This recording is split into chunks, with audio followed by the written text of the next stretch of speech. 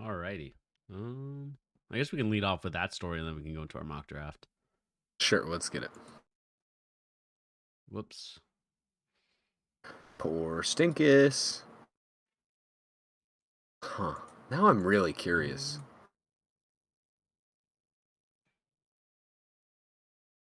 Dude, fuck. Oh my god. Pete, are you still there? Yeah, can you hear me? Oh, gosh dang it, man. Hello? It's not my mic. I can see it lighting up. Super frustrating. Hang on.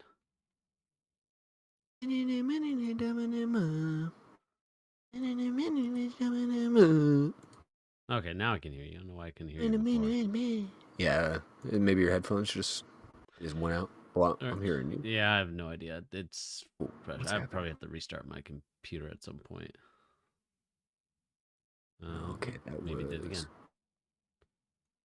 You hear me? Hello? Hello? Gosh dang it, man. It might be your headphones, Bernie. Yeah, probably, but we're going live. We're going live. Okay, I think I can still hear you. Yeah. All right. Here. All right, let's get it. Go. All righty. What is going on, everybody? This is, of course, your boy Bernie here, along with Pete, the return. What's up? I'm back finally. Too long as always. I'm back though. We're here, ready just in time for that NBA draft. Our favorite time of the year, Bernie. Of course, it's always our favorite time of the year, and just kind of sending out some live messages, getting some chat and some grief from my other chat groups about me not going live. I'm officially live, everybody. We are officially live, I should say. And yes, it has been too long, and unfortunately, because of a the usual basketball trip. If you've ever been a coach, you always do the summer camp stuff. The summer camp trip starts tomorrow. So that is why we were on today. And like I said, I appreciate Pete for hopping on the channel. Hey, thank you for having me. I got some thoughts I need to get out. I got some sleeper picks in the draft I'm very excited about, and you know me, I've got some heavy feelings about some of the guys up in the top picks as well. Exactly. And of course, like everybody's talking about, we're going to talk about this Porzingis trade that apparently fell through. I don't know which part of it, and we'll get into kind of our speculation and what we think happened.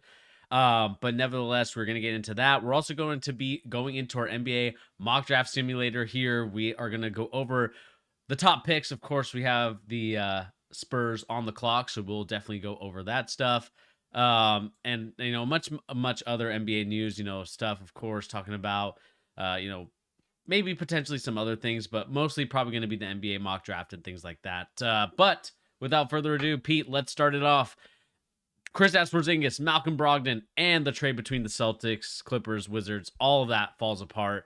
Of course, this is reported by Adrian Wojnarowski of ESPN. The original trade was, I believe, a three-person trade, or three-team trade, I should say. Kristaps going to the Boston Celtics. I believe the Wizards getting a first-round pick and Morris, if I'm not mistaken. It was Amir Coffey, Morris, and a pick, a 30th overall pick, maybe something like that. And like we just talked about now, the trade has fallen through. What is your reaction, of course, obviously, to the trade, and more importantly, like with the aftermath of it? Like, what's your analysis on it?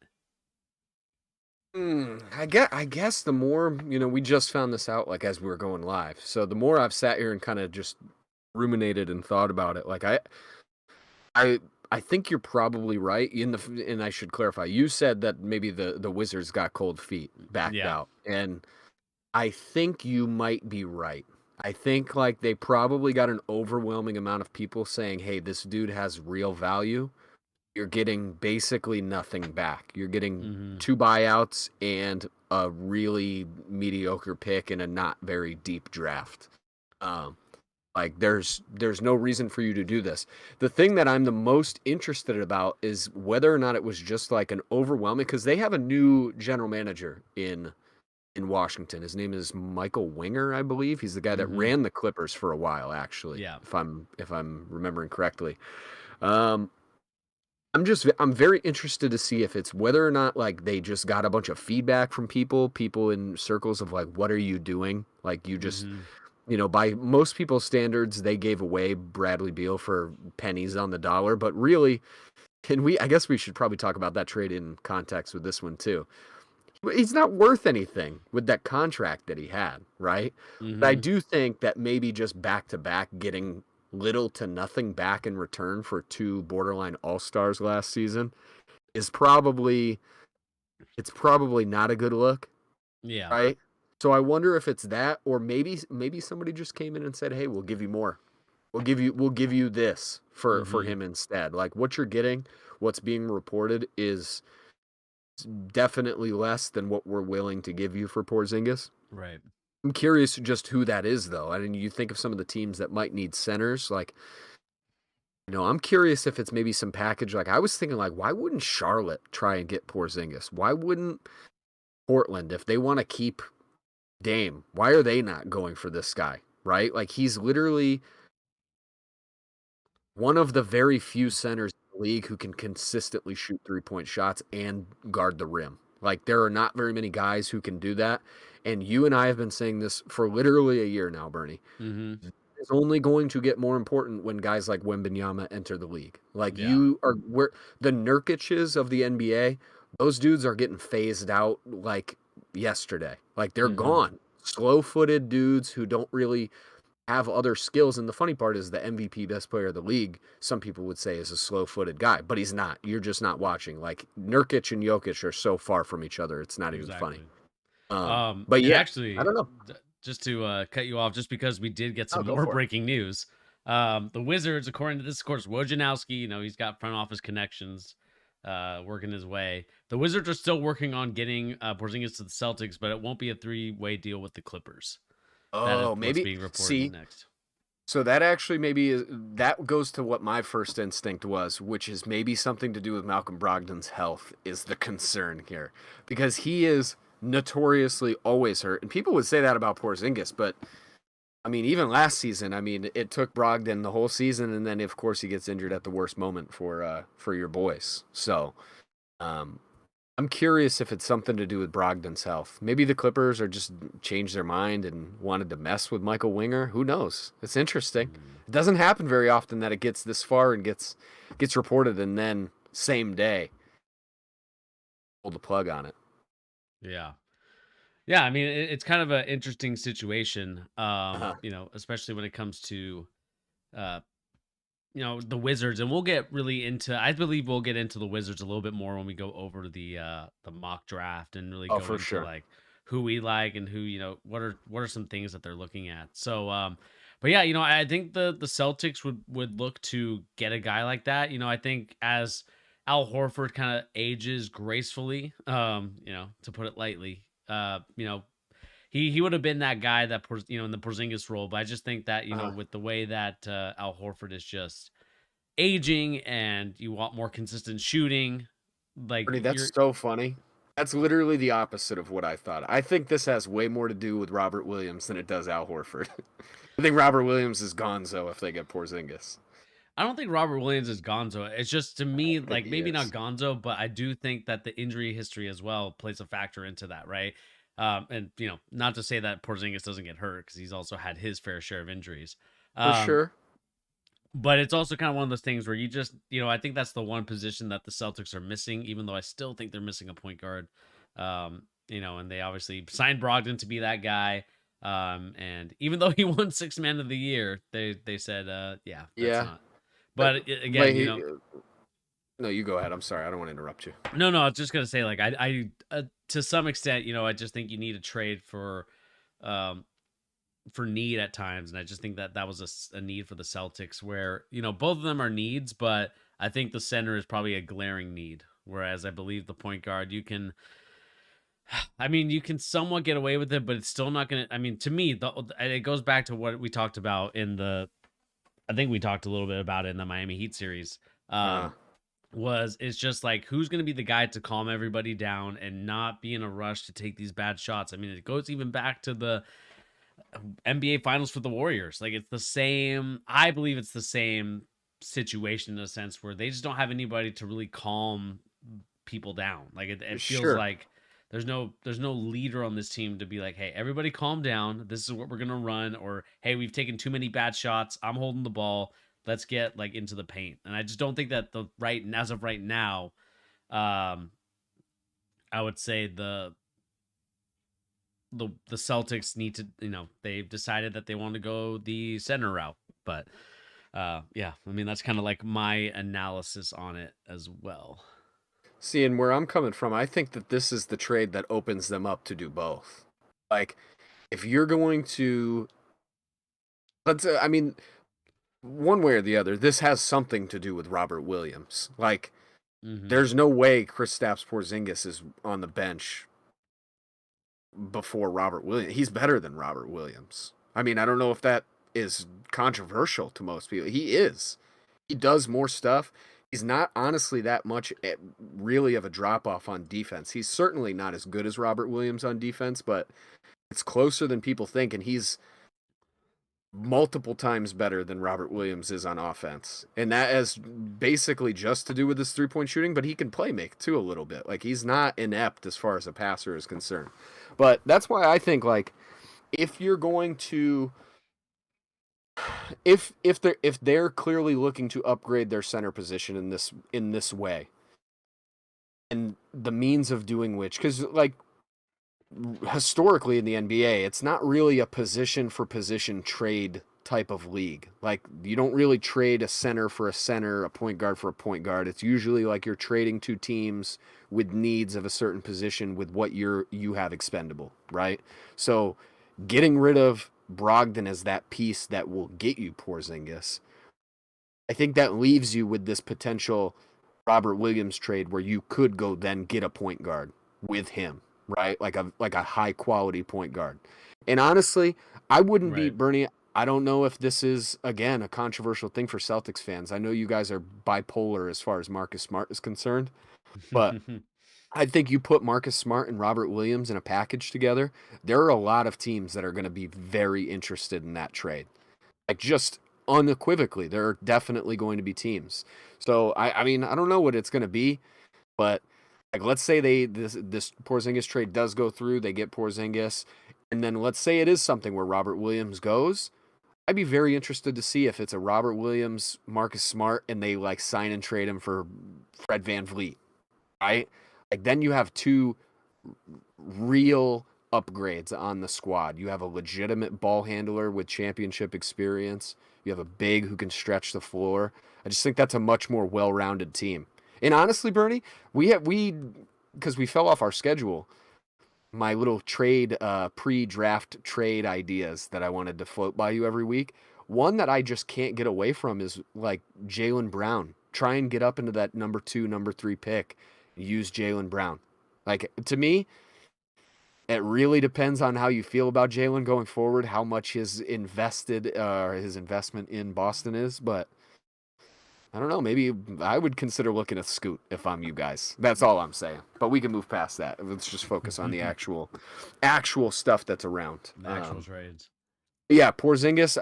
I think that would be a killer acquisition for the Celtics. I can't even imagine. Like, that's a hard offense to stop. Put him, JB, and Tatum out on the court. There's not much a lot of defenses can do against that. Yeah, I mean it's going to be a very interesting situation to kind of monitor as we move closer towards obviously tomorrow being the NBA draft. And like I said, it sucks that we're not going to be able to live stream it live. We'll have to do one this weekend probably Yeah, if you probably have time. when I get back from this trip, it's going to be a whole weekend. Um, so Next week then. We'll have to do a deep dive some point in the next week or so. You guys just stay tuned for that though. yeah, exactly. I think that this kind of opens up. I think what we needed to wait for was just another trade or some sort of signing to get the offseason rolling. I just think that this was the thing to kind of break the camel's back, if you will.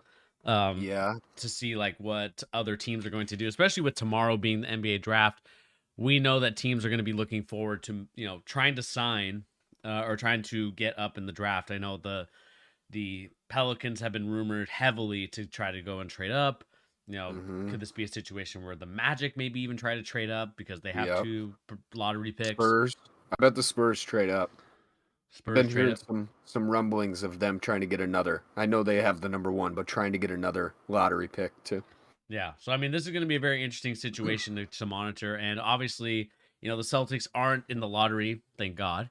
But this is also kind of one of those things too, where this could help the Celtics finally get over the hump. But I think that there's some more people that need to be added to the staff, need to be added to the team in order for this team to be NBA champions. I mean, there's no excuses anymore. I think at the end of the day, the Celtics bottled it. Not to harp on them too Sure. much, but I think it's kind of one of those things where we'll see what the Celtics try to do to change things around. I know Brad Stevens has learned from Danny Ainge, it seems. And kind of what's the word that I'm looking for? The silver tongue. Is that the I mean, master yeah, negotiator? silver tongue devil a little bit. See, he's definitely Danny light. Like he's not taking the swings that Danny takes. Like there's no. Let me ask you one question about the Celtics before we Yeah, move on. Do you think if Danny was still the GM, do you think Jaylen Brown would be on the team? Because I have a very clear answer in my head. probably not. I think there's literally no chance. I think the season would have ended and he would have sent him. I honestly don't think he would have made it through last off season, if Danny was still there, especially right now. Mm-hmm.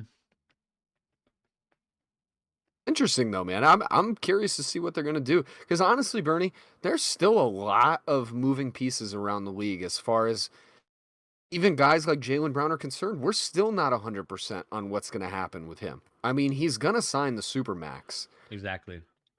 But that being said, I just don't know. Like, there's a lot of stuff going on around in the league. Like, would you be shocked if Damian Lillard gets traded tomorrow night during the draft? Would you be No, shocked by I that? mean tomorrow will let us know like what direction the A Trailblazers are lot of going in, teams. A lot right? of teams. Because I mean, Yeah. the Trailblazers get to decide what they want to do with their future. Do they look to Yeah. trade Damian Lillard and go young, or do they look to trade the pick and add some depth for Damian Lillard to move forward? I mean, that's kind of the hard line stop that the at least Damian Uh-huh. Lillard has put on the Trailblazers. So I'm curious to see what they do as well, because I think tomorrow will let us know like the answer that really Damian Lillard's looking for. Because I think Sure. that if that's the case, then hey, Lillard's on the table for anybody to go get. And you talked about the Celtics being as a contender for him. There's a lot of other teams that are contenders for him, obviously. Hmm. But I think that really starts opening up Pandora's box of, okay, they're going young. That's the player they want. All right, Yep. they're going to move forward with it. But For sure. yeah, I mean, people, let us know in the comment section down below what do you guys make of the Celtics to acquire Porzingis. There was a 3-team trade that fell through. Now it's looking like Porzingis could potentially be still with the Boston Celtics, just without the Clippers' help. It could be a lot more picks, could be another player added. We'll see in the near future. But let us know in the comment section down below. What do you guys think about that story moving forward? I'd love to know what you guys think about the Celtics and Kristaps Porzingis. Will it be a match made in heaven? Let us know in the comment section down below. Let's really quick read some of the store or chat here. Hilo said, "Yo." We got Desku. What's up, brother? We got Summertime Baby. Hey, Charles, you collect cards? I personally do not. I know my boy Pete does. I don't know if I he's been do adding any indeed. more to his collection, but Definitely. I add all the time. I usually pick maybe like 3 to 5 players like per draft that I really mhm, like, and I stock up on their stuff. mhm. I already have my guys picked for this upcoming season. Unfortunately for me, it happens to be the top few guys for this one, but I lucked out last year. I went really hard on Shaden Sharp, so I did pretty good. Evan Mobley the year before. I've been making good choices with my collection lately. Yeah, and based on that, you're gonna find out what Pete has to say about the mock draft, which you're actually gonna move on to right now. Let's get it, Bernie.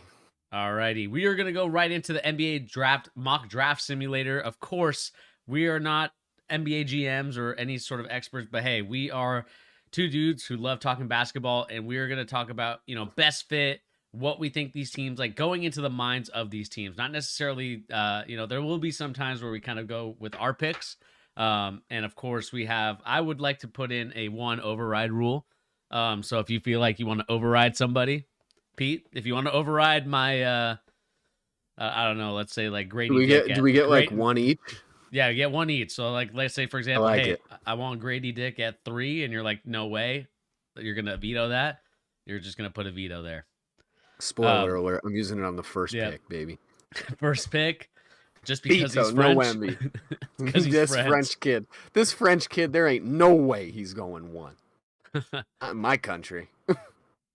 That's you. Yes, I did see the first pitch. Not to kind of interrupt what we're talking about Yeah. here, but yes, Yeah. dude, have you seen that baseball in his hand? It's crazy. Yeah, I was gonna say honestly, the pitch was pretty freaking good for how bad that ball fit in his hand. The fact that he could even like throw it with any sort of accuracy, it's like a skee ball coming out of his hand. Like it's like a reverse upside down skee ball. Like Hmm. gonna roll off his finger.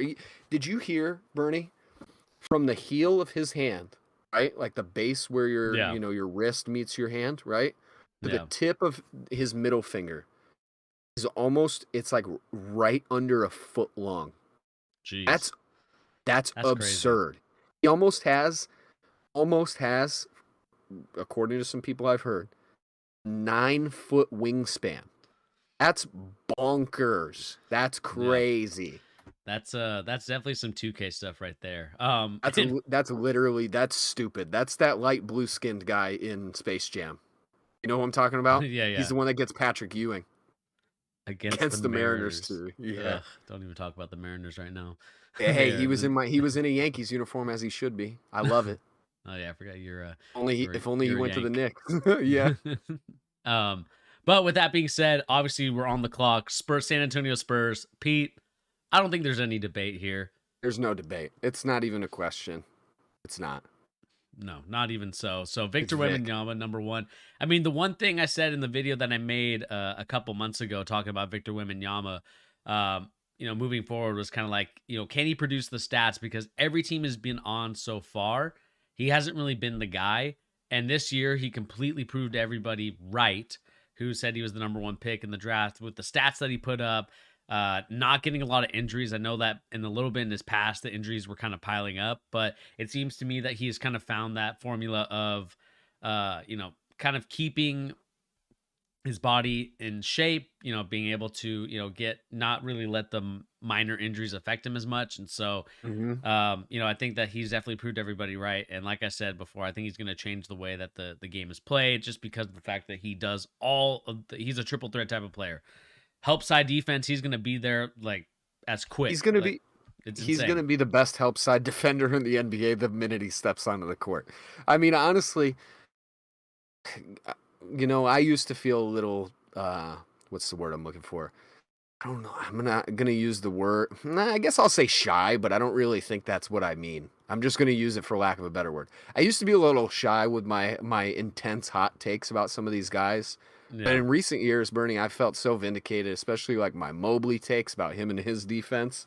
Mhm. I feel good about it. I look at Vic. There is going to be a moment, right? I'm gonna just predict it right now. It's gonna be probably in the summer league. Okay, he's going to he's going to play coast to coast offense, right? Come back, guard the rim, and then either block somebody out of the 3-point line or just completely lock somebody up out there. And people are going to be shocked. They're going to be shook. Like, how did he Mhm. cover that much ground? But the thing is, it takes 2 steps for him to go from under the bucket to out at the 3-point Mhm. line. Like, he does it with a fluidity, though. That's the difference. Like, there's some guys that can get close to that just out of pure athleticism, but it's so fluid with him, man. It's freaky. I know I sound like a broken record. I sound like everybody else, but it's going to be absurd. Yeah. Yeah, I mean, it'll be interesting to see, like, what would be, kind of using Victor Wembanyama in like a zone type of defense. I could definitely see that. I don't know if Popovich is, spending a Nah. lot of time on the defensive end, but I mean, even you could put him in a zone, like if you wanted to. I mean, there's a lot of different things that you can do with him defensively. So, I'm excited to see what the coaches staff will do for him, like what offense they run. But at the end of the day, Victor Wembanyama is going to the San Antonio Spurs. Do you think his stats are going to be his first season, Bernie? Just a rough prediction. Your guess. I'll probably go 18, 7, 4, and like 3.2 for blocks. Damn, that's generous. That's crazy. I mean, honestly, I could see him doing it. I mean, I'm not going to debate that. It's more just that is bold. Yeah, you're right. You're right there. Maybe I'm a little bit more optimistic. I honestly think he's going to be like a 20-8, something like that, his first season. I mean, the whole everything's going to flow through him. And I honestly foresee them making a signing or two that's going to impact how he's going to be able to play too. You know, like they're going to try and probably improve a little bit around him because there's no way they're expecting to be just god awful again this season. You know, they have to like at least start putting some people around him. The team I would love to see, and I don't think this is going to happen because honestly, he's going to go somewhere where he might win a ring. I would love to see Chris Paul play with Victor Wembanyama that first season. That would be glorious, dude. I just think of what he did in OKC that season. He was a coach on the court for them. Yeah, like I think like SGA got a lot better playing with Chris Paul. I mean, obviously a lot of people do, but especially just having him as like that. He was so like respectable as that leader of the team, not really expecting to go far, but I'm going to give you everything I have as far as like a leader of the team. It's the type of guy. But Porzingis, jeez. The original unicorn himself, Porzingis. Wembanyama doesn't seem like he really needs that. Like he's so mature. That's the thing about him, man. I sound like an absolute stan for this dude. I guess I am. I just don't see any flaws in his game. On the court, off the court, any of it. He just seems like the prototype. Yeah, I mean, like we said, I think Victor Wembanyama comes from a great family that just is very grounded and like keeps him humble, but also we know that he's going to be talking that talk when he gets on the court. So, like we said, we are excited to see Victor Wembanyama play. He's going to be a cheat code out there, like I talked about in that video. So if you guys haven't seen that, go and check that out. I kind of do my analysis on Victor Wembanyama and what you can expect, San Antonio Spurs fans, of Victor Wembanyama. I mean, he's going to be an amazing player for you. I'm sure all the teams in the top 3 are super jealous. Charlotte is crying right now. Portland is also crying too because they missed out on a generational talent. But again, there's still many good players on this draft, so let's not get hung up too much on one player. But let's move on to the next team. And really, Pete, I think this is where a lot of people are divided. I think it's pretty obvious, but at the end of the day, obvious who the Hornets are going to take or who they should take. Probably who they will take is probably going to be more obvious. Okay. But maybe I could be wrong because I know you might be going crazy. You might call me crazy. It's Cam Whitmore, of course. No, but it's... Oh, my God, you scared me. There's people who've been saying stuff like that. No, but, Cam Whitmore has been rising up the board, so we'll talk about that in a second. I've seen some people say he's top 5 in this draft. I think that's crazy, but there are people who've said it. He could be. But I think it was Givony, one of the biggest. Givony and Wasserman. And Wasserman, too. I mean, a lot of the draft analysts are saying that. But... number 2 on the clock, the Charlotte Hornets. Michael Jordan, no longer the majority owner. He might be still the owner, like part owner, just out. He's out. I think he's completely out. But they retained him in some way to like help talk to the draft picks or whatever. I don't really know the full details, but I think he's completely out because he made a ton of money, like so much money. Yeah. And really, this is where we now look at it. And Pete, I mean, where are you going with this one? Because I think I know where you're going with it, but I'm curious to see if everybody else is going with it. So why don't you start? Well, this is the Charlotte Hornets we're talking about, so we have to expect poor decision making. I've literally been saying this, Bernie. I think we could find some records of this. The minute that the Hornets won this pick, I told you and our friend Brad that they were going to take Brandon Miller. And I still feel that way. And it's a mistake. But they're going to take him number 2. And honestly, It's less a mistake based on him, the person, because there's all sorts of questions about him and his situation back in college in Alabama, the shooting and all that stuff, right? Right. I think it's even forget all that. It has less to do with that. I don't even care about that. It's not my business. Honestly, basketball alone. I have been telling you literally for 2 years. Any other year besides this year, Scoot Henderson would have been the number one pick in the draft. And I still feel that way. Like, I would still take him. I would take him over Paolo last year. There's people who would call me an absolute fool for saying something like that. I would have done it. I'd take him first next year based on what I know about the guys from that draft class. They should take Scoot. And honestly, if the holdup is LaMelo, I'm sorry. Go get some value for LaMelo. Go get somebody perfect apart. Wow. Why would you not? What has LaMelo shown you, Bernie? What's he shown you as far as taking you somewhere that you haven't been for the last 20 years, which is an abomination of a basketball team? He hasn't shown any capacity to raise the ceiling of what your team is. Whether it's him in the fact that he can't stay healthy at this last season, or just the fact that he doesn't really play team basketball. That's not what his game is. And honestly, I am never of the opinion that in the top 5 picks in any sports draft, you should ever pick for fit. You should never pick for fit. It's honestly the biggest mistake you could make if you get a pick like this. You have to take the best guy available. And if your team is contradictory to that, guess what? You were one of the worst teams in the league anyway. It must not have been that great anyway. Move on. Go get something for what you have. But honestly, here's the thing, Bernie. Scoot and LaMelo would play great together, in my opinion. I think they'd be a perfect fit. Maybe not a perfect fit. I shouldn't say that. They'd be a good enough fit to at least give it a season or two. But I would surely not take Brandon Miller just because the fit makes more sense. I think that's an absolute foolish decision, especially with the context of Charlotte and their situation with Miles Bridges. You haven't even wrapped up all the issues in your own house yet. You're going to add in a guy who does have the problems. I know I said I wasn't going to bring that up or care about it, but it does matter. Like, I'd be stupid to say it didn't matter. That being said, Scoot's just better. He's shown more stuff, in my opinion, as far as being a team leader, being a guy you can rely on every single night. I don't know, man. I think he's Ja with his head on straight. Ja with He's his got head on straight.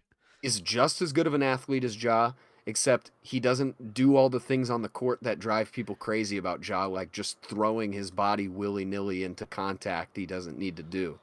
But also off the court, he acts like an adult. So, I don't know, man. I'd take Scoot. I think Scoot's better than LaMelo right now, personally. That's just me. Wow. I don't think that's crazy. Like, I think that's a little crazy. To me, like, I think the issue with the Hornets is more to do with the roster construction than anything else. Because I mean, you could put Scoot on this team. I mean, he's not helping this team out with the situation. You're not carrying a Oubre, Rozier, of course he's not. And an unseasoned Gordon Hayward. Is Brandon Miller going to do that? No, and I'm not saying he's not going to, but I just think that it's a little harsh to say that about LaMelo. That's all I'm saying. Because I think LaMelo is a good player. I think he's again. I'm a big fan. You know me, Pete. I'm a big fan of the tall point guard. I just think that it's a glitch. I like him a lot, Bernie. I hope people don't take what I'm saying, and I hope you don't either. It's honestly, I just feel very strongly about Scoot, and from what we have seen, I don't think any rational-minded person who really, truly loves and respects basketball would say that he's shown anything that proves he's a winner. Mm-hmm. To me, that's not saying he's a bad player. That's literally, it's just not. It's just as the lead guy on your team, the guy that everybody looks to as the best person on your squad, does he elevate the rest of your team? And I have not even seen a glimpse of that from LaMelo. It has nothing to do with individual talent. He's incredibly talented. He's way better than I thought he was coming in. It's just, I just don't see that he's ever going to be the guy that's going to be the best or second best player on a championship team. I think that's absolute craziness from what we've seen so far. Mind you, pretty limited sample size, but Yeah. I mean, I just think to me the Hornets are gonna go with Brandon Miller, like if they don't Yeah, trade I it. agree. I agree. I think fit wise, I know you cringe at the fact that I say fit wise, but I just think that It, that's kind of it's where a better fit. It's a better fit for sure. I I just know. hate it. Yeah, but I just think that, I think for me and what I'm going to, and again, I'm putting myself in the Hornets' shoes because I can already see what they're thinking. And it's just that, Yeah. Brandon Miller, size, scoring ability. To me, I feel like he's kind of like Mikal Bridges, kind of what we saw this year. Like I think that's what his max. I think that's what you could get from Brandon Miller, which again is not a bad shout to be a three, a two-way type of player, can score at all three levels. And I just think that's kind of what Bridges is right now. And I think that's kind Yeah. of where I see Miller at, because I think like his floor is so high, but the ceiling I don't think is as high as I think a lot of people would like to make it out to be. Now can I see an NBA All-Star in him? Probably, but I don't know if I can see a Hall of Fame type of player. And so I personally think that at the end of the day, Brandon Miller will be taken at this pick, unless they trade. But I don't see, I need to see what teams are looking to trade with the Hornets. Yeah. I mean, best case scenario, Brandon Miller reminds me of Paul George. Best case. That's absolute best case in my opinion. Even then, So is that what is harsh with Paul? mine? What is Paul George won? Right? It's I don't know. I don't know. I just think it's crazy to say like I think they're gonna trade this pick. Yeah. I don't think they're gonna make the pick. If they do keep it, I 100% agree. It's gonna be Brandon Miller, but it's new owners. I mean, new owner syndrome is a real thing. I mean, Matt Yeah. Ishbia is proving it in spades. He's the most new owner we've ever seen. But Exactly. yeah, I think there's going to be a team that's going to come in over the top for this pick. I really do. And I don't know why Charlotte would take it, because I think their team is so terrible that why would they, like, what only player that makes sense is Zion. If Zion is offered for this 2 pick, which he very well might be, that makes sense. But even then, I still might not trade it. And that's just me wanting Scoot if I'm GM. Yeah. I mean, at the end of the day, I think Scoot is the next player that people are going to take. I think that any team that's looking to move up is going to take him. So, uh, or should we go with Brandon Miller at number 2 just for because that? Yeah, I'm not gonna use my veto on this. I agree with you. I do think if it's Charlotte, they're gonna take him. But as the usual, Charlotte is gonna do the wrong thing in a big situation. So Yeah. I mean, they've only gotten one move technically right, and that was just LaMelo Ball. So Brandon Miller, maybe. we're I going guess that Brandon Miller. depends on how you feel about him. Yeah, I'd pick Brandon Miller. All right, Brandon Miller, ESPN number 2. All You right. know the funny part about LaMelo, Bernie, sorry to interrupt you, is that they kind of didn't make that choice. That choice was made for them by the Warriors, Oh, true. picking Yeah. Wiseman. Yeah, because They helped him out. The Warriors helped him out big time. helped him up big time. Number 3, Trailblazers. Like we talked about, this move right here single-handedly will determine the future of where Damian Lillard goes. Does he stay in Portland and they trade the pick? Do they keep the pick and trade Damian Lillard? That's the big thing that's coming up. And they have the number 23 pick as well. Pete, I think it's obvious here. We're going to go with Scoot Henderson. I mean, generational talent type of point guard. Kind of reminds me a little bit of D Rose, maybe a little bit better of a passer. And so, I mean, I think it's Scoot. So he's pretty similar to D Rose. That's a good call. Honestly, he's like, this is the reason I'm so high on him. It's the culture changer he might be for a team. Like he really seems. You know me, Bernie. I'm a body language. I'm a culture type of guy, right? I'll hail heat culture, but this is the type of guy that's gonna set the tone for you for 15 years if you're lucky and you treat him right. And to me, if you're any team that has been bad for a little bit of time now, looking for a new change of direction, this is the guy that you want, not named Wembanyama. This is a guy that can actually change how the mentality of your team functions. Yeah, man. I'm very, very interested to see what's going to happen with this. Because really, Bernie, I think we both agree. If any team trades to number two, Scoot's going number two. Yeah. If for whatever reason that pick doesn't get traded, number two, and Scoot's available at three, it's going to be one of the most interesting selections in a long time. Because really, there's very little opportunity for or chance that Portland is going to just run it with two small guards again. You know, and Dame made very clear he didn't want to play with the teenager. So, are they going to take Scoot? If they do, it guarantees that Dame isn't on this team next year. And if they don't take Scoot, they're making a huge mistake, or somebody else is trading a bunch of stuff to get there. Yeah. You know what I'm really curious about, Bernie, or the team I would be looking the most side-eyed at as far as maybe this is going to be their pick instead? Yeah. I'm pretty curious about Toronto. I think Toronto might get this pick. You think so? Who are they going to Yeah. trade? I mean, 100% Pascal Siakam is going to be in the trade. Mm-hmm. Um, OG? but it's good. It might be both of them, but the way that Toronto talks about OG, I mean, he might have the most value in the league according to them. So I don't know about OG, but some big package involving Siakam for sure. Just because I could see the fit with Scoot and Scotty going forward. A good name combination. I didn't even think about it like that. Scoot and Scotty. But I do think Toronto is going to be in the mix for this pick.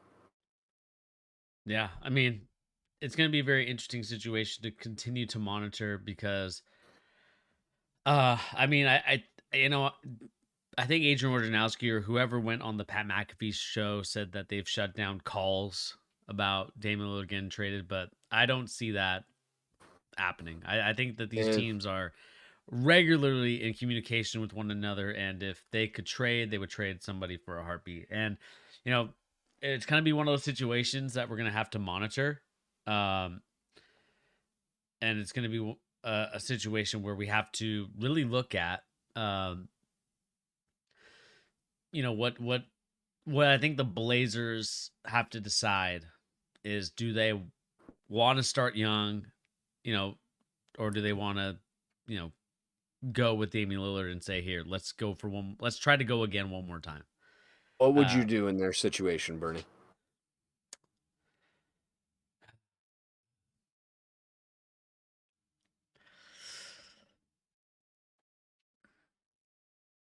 I mean, obviously, like, there's no guarantee, right? Like, Damian Lillard is the guarantee that you have. But Yeah, dang, it is tough because, you I'd know, I could be see moving why, like, Dame. you're sticking with Dame. Oh, I'd be moving on from Dame. Moving on, you're breaking It's up. just it's a win-win for everybody involved. It's one of the very few perfect timing for every single person involved in the situation. They're not there's no way what they could get for this third pick is going to be good enough to put them in real contention. There's literally nothing they could get in return that's that good. Like the best trade is something like Siakam and OG. And honestly, I still don't think that makes them a championship contender with what they currently have on that roster. So, if I'm them, if I'm the GM, you have a chance to like perfectly hard reset your squad with Scoot. Go get a ton of value for Dame while his value is as high as it will ever be going forward. And save yourself the headache of having a bottom team in the Western Conference and paying one dude $60 million. You have to save yourself from that. It's a catastrophe to keep him, pass up on the best player in the draft, not named Wembanyama, and then look at yourself in the mirror in 2 years and say, "Wow, we're gonna be awful for a long time. We're gonna be really, really terrible." And we didn't need to be. We didn't need to be. But I have a sinking feeling that I don't know, Bernie. I feel crazy saying I think the 2 and 3 are going to get traded. They can't both get traded based on what we've said. Um, Yeah. it's going to be one of them. It's going to. Which one do you think is more likely, Charlotte or Portland, to trade their pick? Charlotte for sure. I think that they're gonna get a haul for that. Maybe not a haul, but Yeah. but I think they're gonna get some like to me because from the stuff that I've been hearing, I know that Scoot and Dame have been in contact with each other, and so if you want to make sure that Scoot doesn't have a connection with Dame, you have to make a trade at number 2 because I think for the Charlotte Hornets, they're going to go with best fit. And, it's going to fall right into what the Blazers probably are going to go with Scoot Henderson. And so I think that unless, again, the Blazers have to really get like a top tier guy that they want in order for them to trade that pick. And if they don't, then I think it's going to go Scoot Henderson to Portland. But I think you have a better shot at convincing the Hornets to trade that pick than you would of the Blazers, unless you're going to give like I said, a star player so you can team up with Dame. So I think it's more likely that you're going to have to trade for the number 2 pick. Yeah, which that would greatly change Portland's destiny. Like, I would say if Scoot somehow goes number 2, whoever it is, I honestly don't. That would mean Portland is probably less likely to keep the pick, actually, now that I think about it. Because they don't. Why would they want Brandon Miller? That makes even less sense. And I guess the fit makes more sense, but being a teenager, basically, and still not really ready to take Dame to the promised land or help him get to the promised land, I don't think that makes any sense either. Yeah, I think we're both in agreement, 100%. 3, if he's not already taken it 2, is going to be Scoot. 100%. There's no way he goes past 3. It's just not happening. Yep, Scoot Henderson at number 3 to the Portland Trail Blazers. On to the Houston Rockets. I think that this is also another kind of weird one. Not in terms of like who they probably would pick, but more so with the looming trade that's going to happen potentially with James Harden, or I think James Harden signing with the Houston Rockets. Pete, I mean, I'll you start it, man. Like, what do you think? Well, I mean, I know who they probably would take if they're not going to go with James Harden, but with the possibility of LeBron James, the possibility of James Harden joining this team, where do you see them going? Well, from all accounts, that sounds less likely by the day, Harden going there.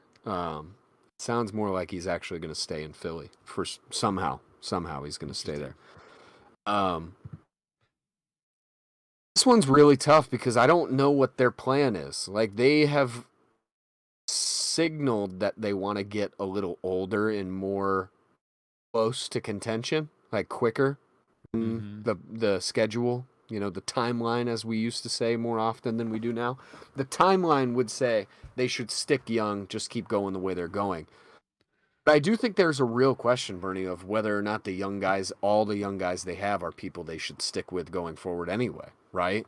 Yeah. So, I mean, I have a player that I would not pass here, personally. If I'm on the draft, if I'm on the clock, if I'm a GM, I wouldn't get older with this team. I think they're terrible.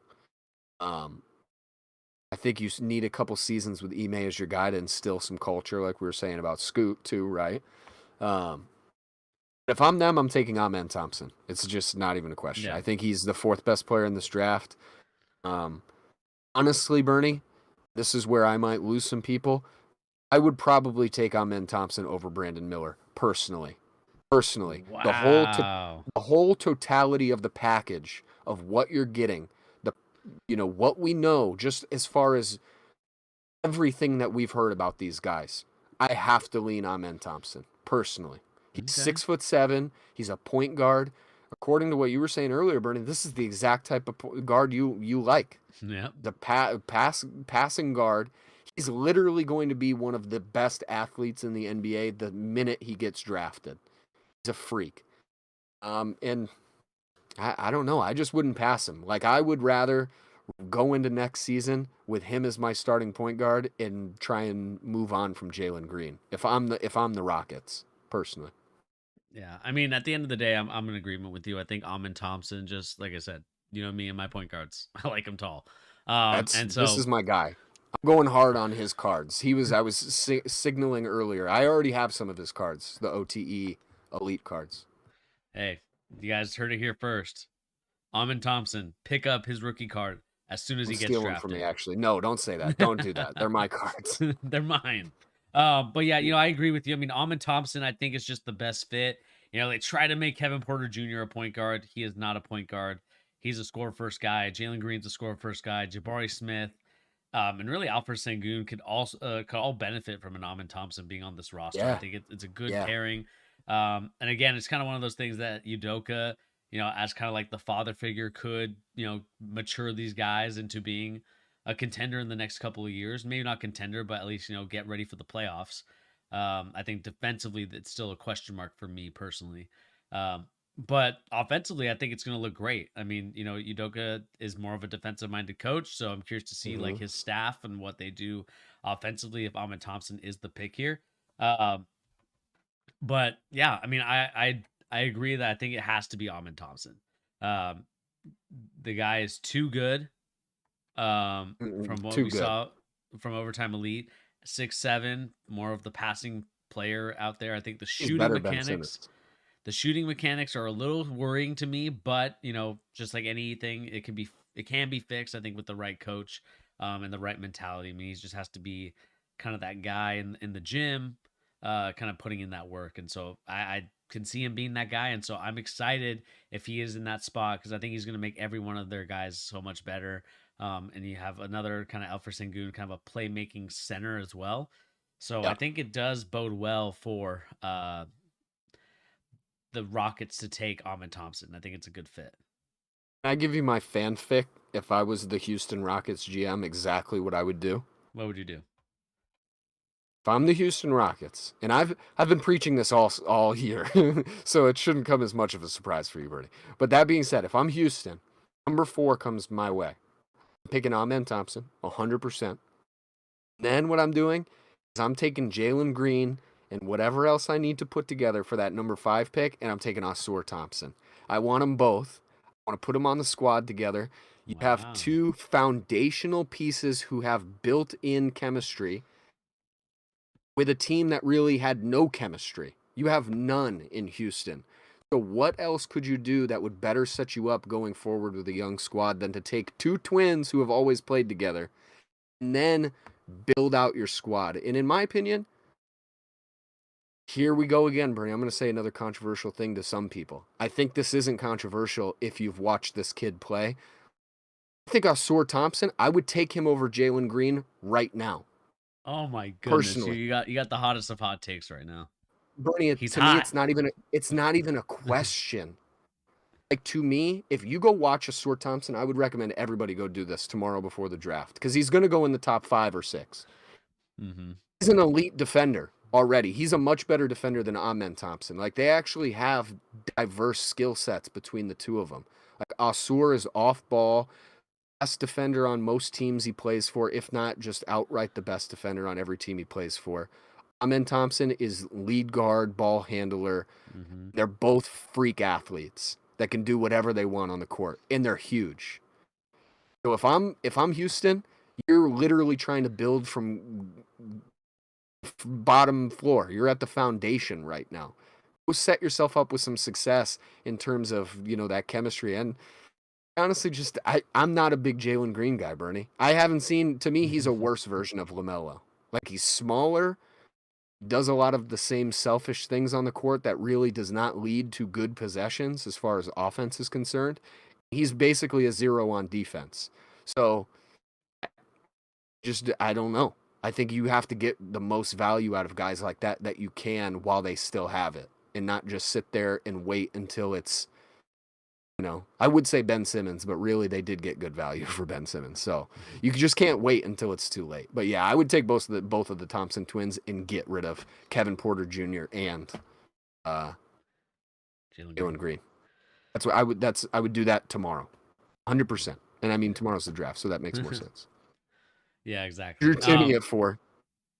Drew Timme at 4. He should go in the draft for sure. At 4. We're actually going to talk about another guy that Sean's probably going to be triggered at that he's going to be in the draft. So we're in agreement. Amen 4. Yeah, right. Amen 4 guarantee. That was probably my worst Charles Barkley impression. 5.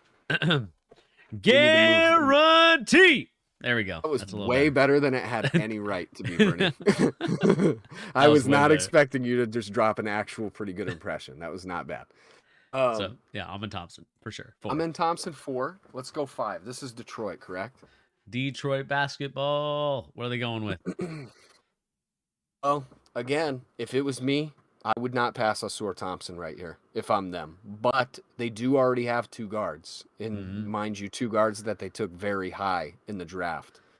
Yes. That being said, you could very easily slide Osur Thompson into the 3. You very easily could do it. Like, it's not even a question. He could definitely play that spot. I don't think they're going to do that, though. I actually think he's going to slide past this spot. He shouldn't, but he will probably.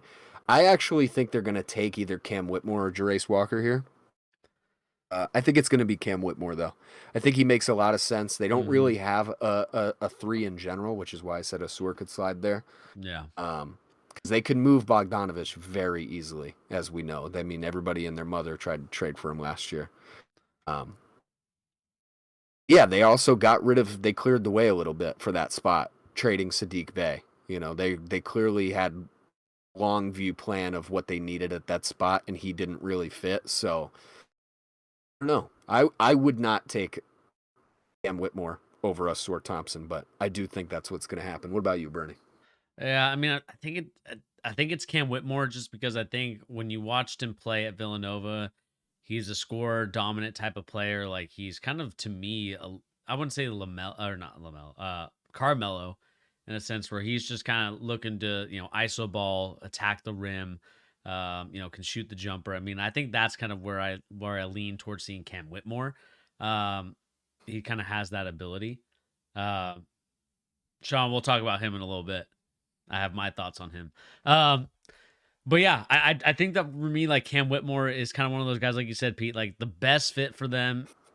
I think that he kind of fits a need, and really, the shooting is kind of what is killing the Detroit Pistons. I mean, if you look at their roster, they don't really have a lot of guys that shoot the 3 consistently, and he was pretty solid this year.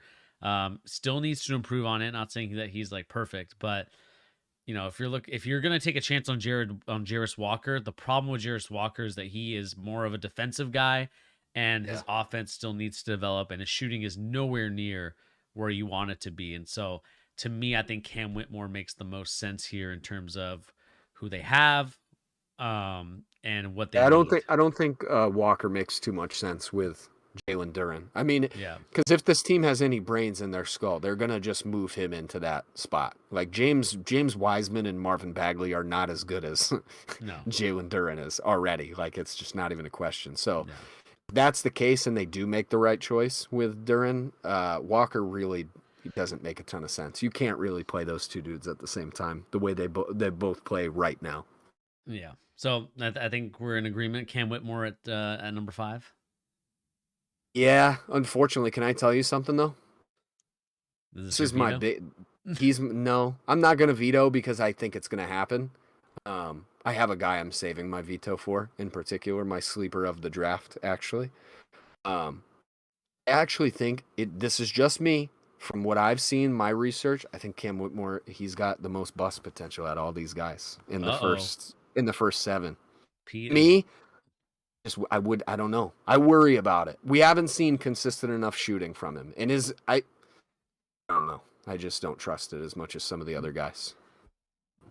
Interesting. But let us know in the comment section down below. What do you guys make of Cam Whitmore at number 5? Are you in agreement? Do you disagree?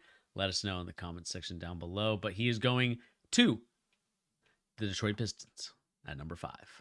And number 6, we got the Orlando Magic. Now, this team could go in a lot of different directions. They have a lot of guys on their roster that they could potentially go in for. But currently, if we're looking at depth chart, Jonathan Isaacs is not starting at the 4. I'm sorry, this website's not right. But you have you got. I hope so. You got Franz Wagner, you got Paulo Banchero, you got Wendell Carter Jr. You got you actually got both Wagners. I think the shooting guard position is something that you could potentially look at. for an I think point upgrade. guard too. Point guard too. I mean, we've heard rumors that both Suggs and Cole Anthony could be out of there if they're potentially getting a point guard. But Pete, what makes the most sense here? I think your guy Asur makes the most sense here at number what is this, number 7? No, 6. This is number 6, yeah. So, all right. So, I would first of all preface this. I think, other than Toronto for that number 2 pick, this is the most likely team, in my opinion, of trading up for 2. Because I think Scoot makes, like, unbelievable sense. Yeah, unbelievable for what this team has already. Like, he would be unbelievably perfect for what they have going on. Let's just go forward, assuming that's not going to be the case. Scoot's already off the board. It's definitely Amen Thompson, just based on what they have. Asur. Yeah, Asur, excuse me, Asur. Yeah, he's better. I mean, he's better than Gary Harris is. No offense, Gary Harris. Yeah, they need to do something though. They really need to come out of this offseason with a better point guard too. So, in a perfect world, if let's say they can't trade for 2, I honestly think they should try and get Amen Thompson, because he would be a perfect fit for them too. If not Scoot, get the other 6'7" and have just this freaky long, crazy team that can all ball handle and play make for each other. They're going to be up there on my my league pass watches next year. They already kind of were. They were creeping into the rotation this year, but next year, if they get a point guard for Paolo and Franz, they're going to be a problem. So, yeah, based on who's available right here, it's going to be Asur Thompson. So, I think we could probably lock that in. I think we're both in agreement. Yeah, Asur Thompson at number 6 to the Orlando Magic. Let's book it. It's a pretty good fit too. They would be it would be a defensive nightmare if Paolo kind of comes into his own fully on that side. Exactly. I mean, I like the fit already. I think it's going to be a fun team to watch, like you said, in the in the league pass. Let's move on to the Indiana Pacers. This website is kind of crazy for saying that their point guard, they severely need one. That is Cap. That must be well out of date. Yeah, but at number 7, this could also be a very interesting spot for. I potentially could see this being a spot where a lot of teams look to trade into. 100%. Because I think that there's some guys that we could talk about. You know, I think guys that kind of come to mind for me are guys like Anthony Black, Grady Dick, Koulibaly. I think that those are kind of 3 potential candidates that teams are like, hey, like this is someone we really have high on our draft board. Let's see if we can go make a trade with the Pacers, maybe the Lakers. No, not really. I'm already going to tell you right now, Bernie. I'm going to use my veto on this pick. Oh, okay. I'm excited to see who you're going to veto here. But yeah, I think this is like prime, like let's try and trade with the Pacers to get somebody and, give the Pacers some pieces back because, I think that this team is pretty solid in the spots that they have. I just think that they're, kind of missing some things here and there. And I think it just has to do with their 3 position, with, either, Benedict Mathurin is kind of coming into his own. But you also have like Aaron Naismith, or even their 4 could also be another reason why a lot of people have kind of picked Jarris Walker in this spot. Yeah, he makes sense if Indiana keeps the pick for sure. Yeah, but who are you going to veto here? Who are you going with? Well, I'm going to preface this. I honestly don't think Indiana makes this pick. Like this, like you said, I'm in full agreement. This is the place where a lot of teams are going to say, "Hey, that is a great value." Our guy is still on the board. Mm-hmm. This screams this might be San Antonio, the pick they trade up to get, right? Mm-hmm. They're them or OKC. I could see either of those teams saying, let's go get that pick. I think it's Koulibaly, Bernie. That's my guy in this draft. My sleeper pick of the draft is Koulibaly. He is going to be a problem on defense. There's a lot of great defenders in this class, in my opinion. But Koulibaly is completely overshadowed by the other giant Frenchman in the draft. But Koulibaly is going to be very, very good. And in my opinion, I think he screams like this is he's closer to the project side of things. But I think you have these teams like OKC and San Antonio that would look at a guy like Koulibaly and say, yeah, we want to put him on our squad for the next 10 years. Let's just go make the move and get him. And I think San Antonio makes a ton of sense. Like, put him and Wemby together, right from the jump. They already have played together. I'd be doing it. Right, Okay. I'd be doing it tomorrow.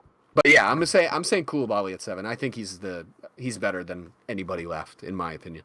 All right. So Pete's going with Koulibaly as his what do we call Who this? were wait? I should have said who were you gonna pick right here? Who would Uh, you have put? I probably would have taken Taylor Hendricks if I'm being honest. I Okay. think that he kind of offensively kind of reminds me of like a Jeremy Grant a little bit.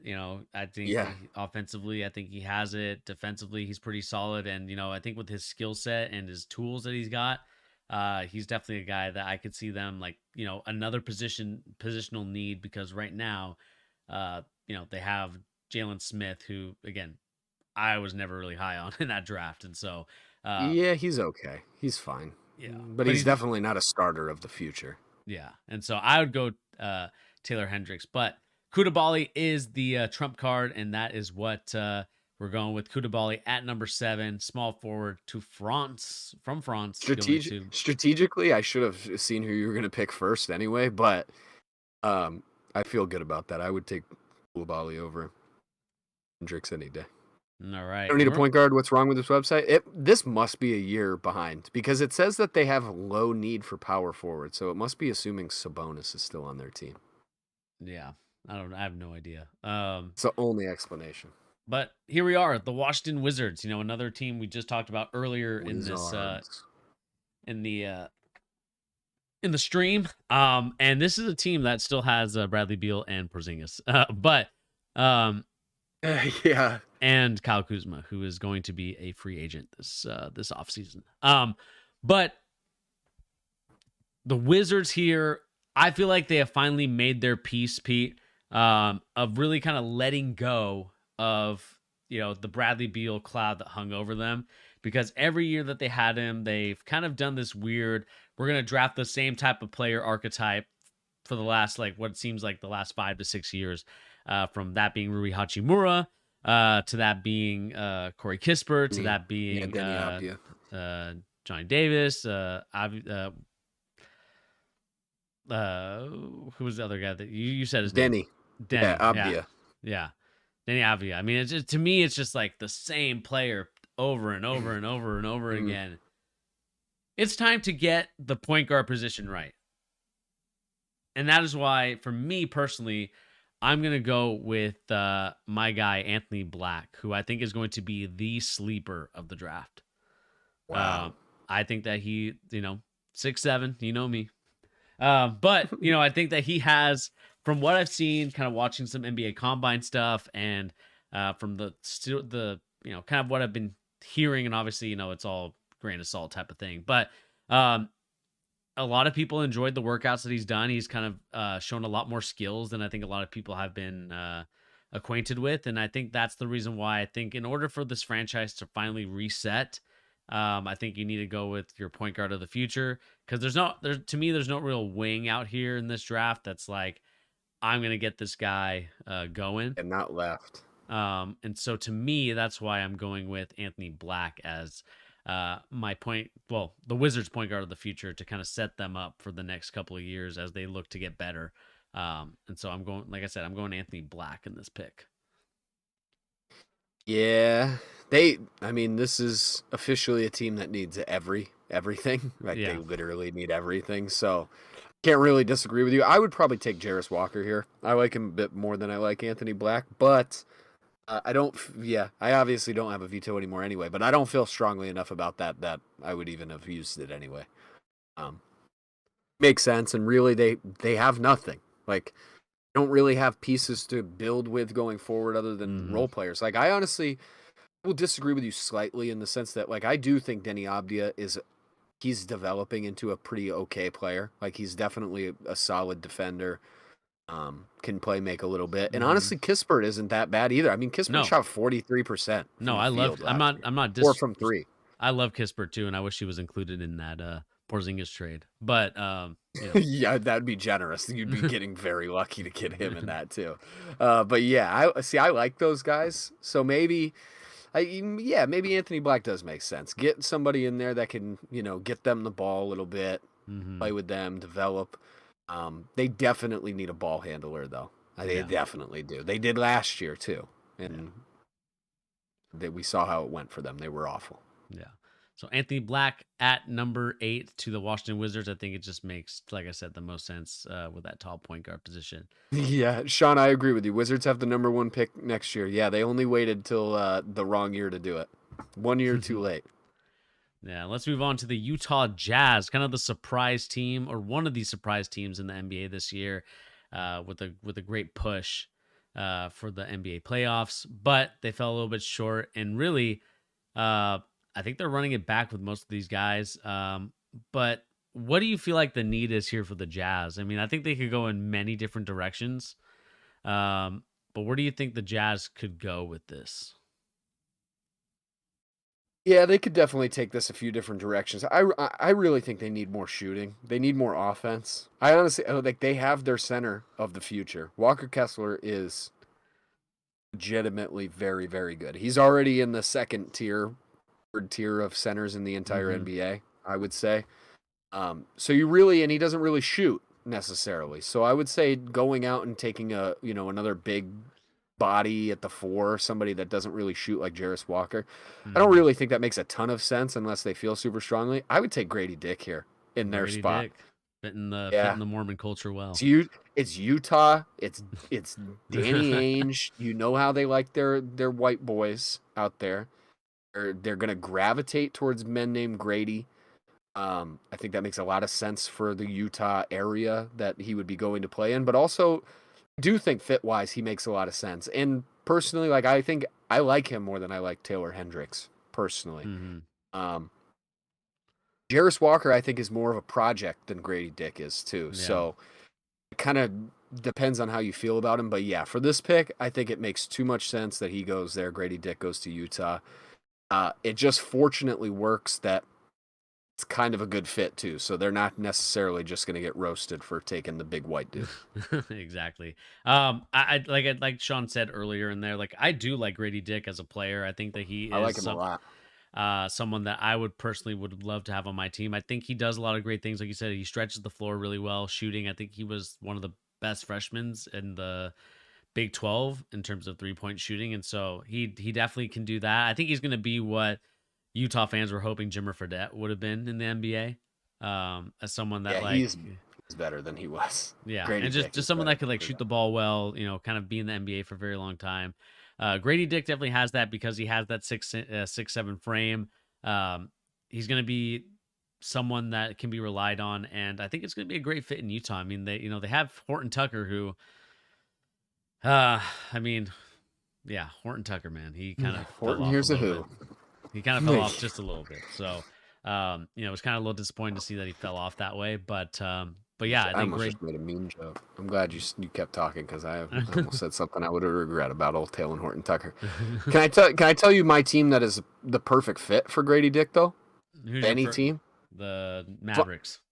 is the Mavericks. And weirdly enough, another let's gravitate towards the white dude, Mark Cuban. We know how he likes him as far as his taste of player is concerned. But that being said, he's honestly a perfect fit next to Luca. Like he's constantly moving off the ball. He's always moving. Like that's one of the things I think that people are underrating about this kid. He's an incredible shooter, sure. Hmm. Great. He does a thing that not enough guys do. Drives me absolutely crazy. You have these 3-point shooters who just will sit in a spot and wait. It's like nobody has to think about you. They know where you are. You've given them no second guessing, right? Grady Dick does he's always moving. He's always getting into a new spot. I think you put that with Luca, his shooting. He's like an Uber version of Davis Bertans. He's like 10 times the Davis Bertans. He's what you would want from a guy like that. So yeah, I think if any team could get him, Dallas should be the team. But I hate Dallas, so I hope they don't get him. Yeah, I think we're in agreement that Grady Dick's going to get taken here at 9. I mean, like you said, I think he is a perfect fit for Dallas. Even with Kyrie still there, I think it's a good fit. Like you said, shooting that they He's a desperately great fit. needed, desperately need. But Need defense though, so that is a problem. Like he's not necessarily a super strong defender. yeah, so we're gonna go with Grady Dick here for the Utah Jazz. But Dallas Mavericks, they have some very interesting. They could go in a lot of different ways, but I think one way makes the most sense. Yeah. If I'm keeping it real, actually, they could go in many different directions. I think the two directions I could see them going in, Pete, is they definitely could go the Taylor Hendricks route, just because I think that his skill set and his assets to me scream like a guy that could definitely feature for Luca, pick and roll, pick and pop. Like he could definitely do a lot of different things with him. But another guy that was getting a lot of buzz in the draft is Derek Lively. Derek Lively is another kind of Oh, player, center, 7'2", big guy that is going to be a major upgrade from both Dwight Powell and JaVale McGee. And you can kind of leave for Christian Wood. If I can't remember if they still have him or not. I think, they do. Yeah, they have him still. but I that could think be they have his bird rights. I think he's yeah. a restricted free agent, is what it Okay. is. I might be wrong though. I got to look that up. You keep talking. Let me research Christian Wood real quick. Yeah. But I mean, that could be another situation where we see, a guy like Taylor Hendricks with his skill set and assets could be partnered well with Luca and Kyrie. And so I think that that's something that you should be looking out for. Derek Lively is another guy too, because he's a little bit of a bruiser. 7'2". I mean, you're doing a great job. If you get Derek Lively, just because I think he is a major upgrade from Dwight Powell. I think Derek Lively needs to shoot the ball a little bit better. I think he shot like 15% from three during college, and that's a little bit of a shocker, especially for a guy that big. Like, he obviously shot well during the tryouts or like the private workouts, but we all know those workouts, you're not shooting against anybody, you're shooting against air. And really what teams care about is, can you shoot against a defender closing out at you? Because space is so limited in the NBA. And so I personally would go with Derek Lively the second here. I think he just makes the most sense as a center that can finish around the rim. You can run a lot of different things with him and Luka Doncic. So I'm going to go with Derek Lively here at number 10. But I also think that Hendricks is also a good shout too, because he's like I said, the skills and the asset. He's Jeremy Grant, and last I checked on this roster, there's no semblance of Jeremy Grant on this team, and I'm actually a big fan of Jeremy Grant, so he would definitely be a huge addition. Hendricks would, but I could I see the love Jeremy Mavericks. Grant. I could see the Mavericks going with Lively. Looks like Christian Wood is unrestricted, actually. So yeah, he's going to be a free agent. I would actually firmly disagree with you. Based on what's left, Bernie, I would take Jarris Walker here. I think that to me that's a no-brainer as far as what's concerned. What's left and what they need as a team. Like they literally, I think if you run their roster into next season the way it's currently constructed, which obviously isn't possible, they have some free agents, but let's just say it's the same team. They're the worst defensive team in the entire NBA, as far as I'm concerned. The only team that would really give them a run for their money is probably Houston. I think they would give them a run for their money, but they're abominable on defense. That's where, like, if you're a team that needs a guy like that, Jarris Walker is going to be menace on defense, and that's why, like I was saying earlier, this is a really deep defensive draft. They traded their best two defenders away in the middle of the season for Kyrie last year. They have nobody.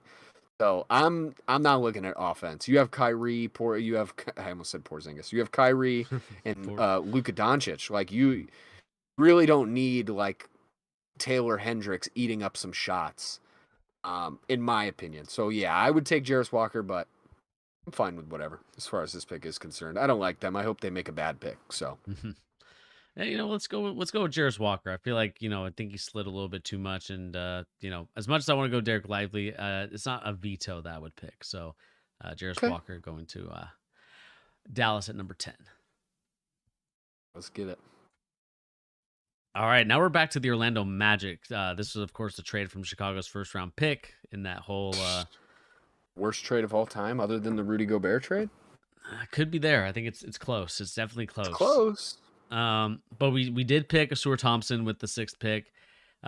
We know that there is a lot more positions to be filled here. I honestly think that you could go with Jalen Hood's Shifino.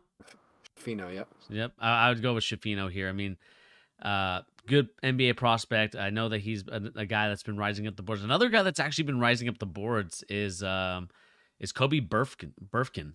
from Michigan. He's another point guard that's been actually rising up the ranks a little bit. I could see, he was a guy that's kind of rumored to be in the NBA lottery around here. Oh, Um, yeah, Buffkin. Yeah, he's yeah, climbing. He's Buffkin. climbing up pretty quickly. What did I say? Boofkin? Shia LaBeouf? Buffkin, I think is what you say. You just threw an R in there. Oh, Buffkin. There you go. Yep. You caught me. I've been exposed. I like him. I like him on that one too. I like Yeah. him for this pick actually.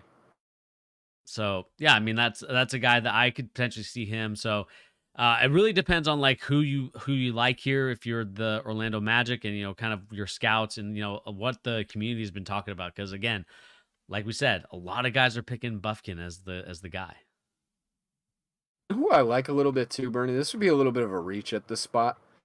I like Cason Wallace too. Cason Wallace, defensive anchor. Yeah, I like him. I like the idea of him next to their big guys. And honestly, like the one thing that I would say like is not necessarily his strength is he doesn't have a very good handle, like he's not a good dribbler per se. Like, he's not going to be your lead ball handler, but that kind of works for them in the sense that they already have Franz. Like Franz is kind of their lead ball handler. If they don't end up getting a actual point guard at 6 or whatever that pick was. Might be a reach for Cason Wallace. I like him if not Buffkin. I think either of them would make a lot of sense for this team. Yeah, I think I'm going to go with kind of the consensus here, and I think it's going to have to be Buffkin here. I don't know if this is a veto or not, but I'm going with Buffkin here. Just from the rumors and all the stuff that I've been hearing, I think Buffkin is the guy that they're going to go with. So we're going Buffkin. I can see that. See that for sure. I want to just wrap up the lottery, Bernie. I don't know if I can go too much longer after that. Yeah. Lottery ends at like, what, 14? Yeah, 14's the last one. Oh, we got a Woj bomb? Hang on. We got a Woj bomb. Oh, no. Is it Bernie? I have Twitter. Oh, they're finalizing it. Oh, it actually it's a 3-way deal with back. Memphis. Oh, God. Morant. George Tell, let's see here. With Boston Memphis, that will send guard Tyus Jones to the Wizards. So it might be I like Tyus Jones. I know. I think it's a huge loss for the. Why would they do that? What? Wait, so who's Memphis getting? Are they getting Brogdon? They're gonna get Brogdon, I think. Okay, I guess that kind of makes sense. I hate that trade. Why would they do that? I like Tyus Jones. Yeah, I mean, late breaking news. Don't even have a point guard. Yep, your point guard is going to be out for 25 games, so that's interesting. What is that team doing? Late breaking news, everybody. Logged into the Grizz. Maybe they just want like a vet. That is a terrible, terrible idea for them. What in God's name is going on in Memphis? Which trade did you like more, the Clippers one or the? Way better for everybody involved in the Clippers one. But even then, I don't blame the Wizards. I'd rather have Tyus Jones than some garbage pick that is probably not going to be anything, I think Tyus Jones is like a legit top tier second guard on a team, like a backup guard. Yeah. I mean, this is going to be Brogdon is too, to be fair. Brogdon is too. The problem is he's hurt all the time. Now you don't have a guard. You don't have any point guards. What? Yeah. They must have a plan. They must have something more in store as far as their guard spot's concerned. Yeah, we'll see there. But let's move on to ending this draft because I know you got to get going. Oklahoma City Thunder at number 12. This is another selection where it just feels like they could go in a lot of different ways. I think Derek Lively or Taylor Hendricks makes the most sense here. But man, this one to me is a little tough because I think that there's some because Poku's out for the season. I think with that injury that he picked up during the offseason. Oh no! What will they ever do without Poku? But yeah, I mean, I'm going to go with them going with. I'm going to go with them going Lively. I know that they have Chet Holmgren, but he's another guy that can kind of back him up, or he can even be slotted in there and move Chet to the 4. And kind of have like this like Yeah. super uber athletic lineup with Shea Gilgeous as a taller point guard. You have Josh Giddey as a very tall shooting guard. I think at the 3 you can kind of go with Ousmane Dieng or Dort. You can put Dort in there. And then you have Chet, and then you have Derek Lively. So I think that's What about J-Dub? You're getting Jay Williams, my boy. Oh, Jalen Williams. You know what? That's He's on me. critical. Yeah, that is on you. I love you, but that's critical. He's an animal. He is going to be so good for a long time. I'm a ride or die Jalen Williams guy. He was one of my other guys last year. Yeah, he was cards I definitely remember him as like that's the guy that, especially seeing him in Santa Clara. Clara. You were super high on him too, Bernie. I know. Well, he was one of my like should have been. He was your guy. Hey, you rode hard for Jalen Williams. You definitely were more on him than I was. Even then, yeah, they have in a perfect world, Bernie, I would say this is Indiana, right? Indiana has traded with OKC. OKC took Koulibaly at 7. This pick is Indiana, and they take Hendricks. I think that makes a ton of sense for both teams. That being said, with the way we have it, number 12, I agree with you. Yeah. Oh, Marcus Smart is being part of the deal. Oh, what? Yep. Wait. What? So, did Boston get anything else out of it? I don't know. I feel like they're being very vague for just to add more tweets and get more replies. Yeah, Woj, what a scumbag, dude. Woj, get out of here, dude. Mr. Clicks and viewer retention. That's all he cares about. Give us the news, man. And you're Middleton, a reporter. Middleton became a free agent just now. Who? Chris Jake Middleton. Chris Middleton. What? Would he opt out? I guess he was going to do that anyway. Hey, so now that has to mean Marcus Smart is going to Memphis. Yeah. It has to be. So now I'm not mad at Memphis. I actually love that for Memphis. I think that's perfect. That's exactly who they needed. Somebody who could just say, hey, all you guys, shut up. I'm the boss here. Whether or not he should do that, that is one of his superpowers. Marcus Smart thinks he's the leader of every room he's in, whether he should be or not. So I think that's a great call for them if that is how the trade is going to end up going. But wow, we've had a back and forth affair with this trade, Bernie. I feel like we've been swung in all different directions. I know. It's a little bit of a little bit of a gut punch, but it kind of makes sense, especially with the injury of Malcolm Brogdon. I mean, it just makes sense why they would just be like, yeah, we're just not we're not looking for to add you. So, do you have the trade in front of you, or is it not all? It's not all put together. I mean, Woj is like tweeting piece by piece. It's kind of like putting a puzzle together. Brogdon's not in it? Brogdon, I don't believe is in it. So I think that the injury is a little bit of a concern, I think, for a lot of teams. I think that's why the first reason why that trade fell through. Clippers, they didn't want that. They didn't want that injury. Okay. But here's the thing, though, Bernie. I would actually say the best version of your team is healthy Brogdon in Marcus Smart's place. I think he's better for your team than Marcus is. Still don't know. I mean, you still can't count on it because he's injured so much, but we're also getting their first round picks. Getting the Grizzlies' first round picks. So yeah, that actually makes a lot. Got 2 firsts? Marcus Smart? Got Porzingis in 2 firsts. He's learning from the best. Danny Ainge apprentice. Bernie, if I ever hear you complain about Brad Stevens ever again, I'm gonna have a popped blood vessel in my eyeball. He's honestly he's a blessing. This dude's I heard so much moaning about this guy. He's done nothing but make banging moves. I mean, Stevens, like we said earlier, and I know I really want to honor your time because I know you have to get going. So, but oh, dude, now I'm in. I'm back. He's in for another hour. I don't know about that, but I'm back in. This is action packed. What? I know. Well, hey, Marcus Smart is finally traded. I'm kind of glad we're okay. So here's the traded summary from what All right, tell me now. I'm gonna shut up. Underdog NBA said, an official Twitter. So the Celtics get Kristaps Porzingis, the number 25 overall pick in this year's draft, and next year's 2024 pick. The Wizards get Tyus Jones, which I really am going to be curious to see who's going to go trade for Tyus, because Tyus Jones is so good. There's no way he stays on that bum Wizards team. Somebody's going to come get him. I kind of hope sure. the Celtics try to go get him. But and then they the Grizzlies already, and then the Grizzlies get Marcus Smart. Is there another Woj bomb? Or is this the same Woj bomb? I don't know. No Woj bomb. Other than just Middleton declining his offer.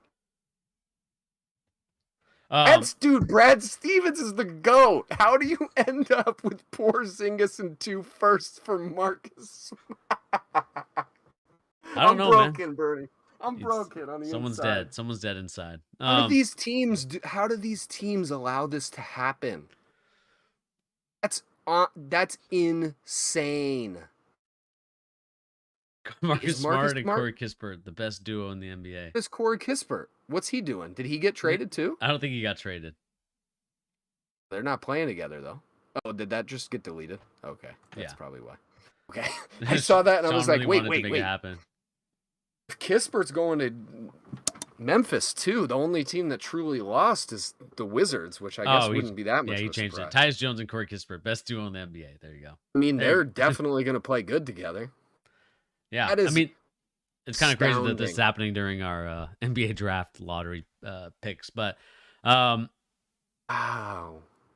Let's wrap this part up first, Pete, and then if you want, we can talk a little bit about it. Let's wrap up the lottery, and then we'll talk for a few more minutes about the trade. Okay. So Thunder at 12. I think we went with who did we go with? I mean, I kind of said I thought you picked Lively. I think I said Lively. I don't think they would pass Hendricks here, but I'm fine with it. I think Lively makes sense too, because they could play Chet at the 4. I just don't think they're going to. I think he's going to be like a stretch 5. All right, Lively there. 13, the Raptors. Like you said, a team that definitely is looking for their point guard, because their point guard is not there anymore. Yeah. And you have OG, you have Pascal, you have my boy Jakob. I think that they could go in a lot of different directions, but the directions that make the most sense are these point guards.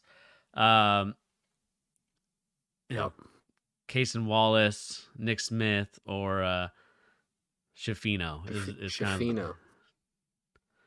I'm going to be honest with you, Bernie. I've watched, out of all these lottery guys, the least Jalen Hood Schifino. I'll be straight up with you. So my opinion is a little bit biased in the sense that I have more of a film relationship with some of these other guys. I would actually take Cason Wallace here. That's who I would take. I prefer him personally.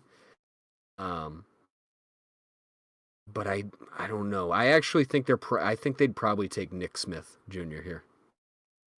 It's kind of like he's big. He's a big dude. He has a lot of he was one of the higher ranked prospects coming into this last year, and he, didn't go 100% as planned, but I think he makes sense. He's not necessarily as much of a ball handler as you might assume most point guards would be, but they have Scotty. I mean, he kind of brings the ball up the court a lot anyway. So okay, well, let's go with Nick Smith Jr. here. I think it makes the most sense.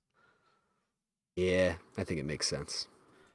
14, the Pelicans. I think this is the last lottery pick. This is the last lottery pick. Yes. I mean, there ain't no way Hendricks makes it past here. No, Hendricks no shot.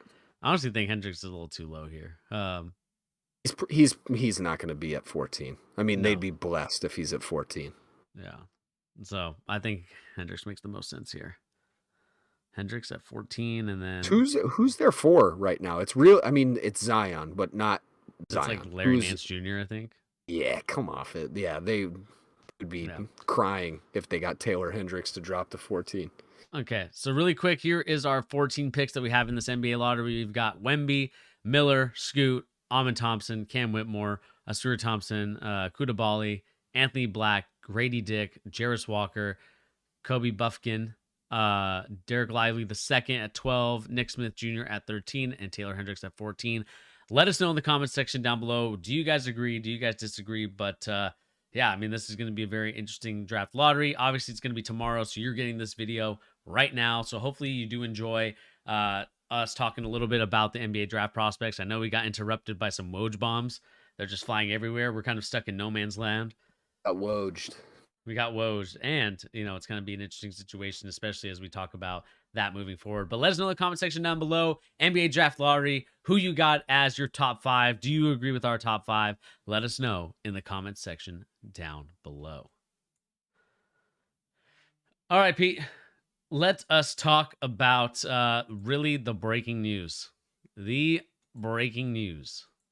Yeah, we got to talk about Middleton for a minute too. I think they both came in like at the same exact time. Yeah, they knew what they were doing.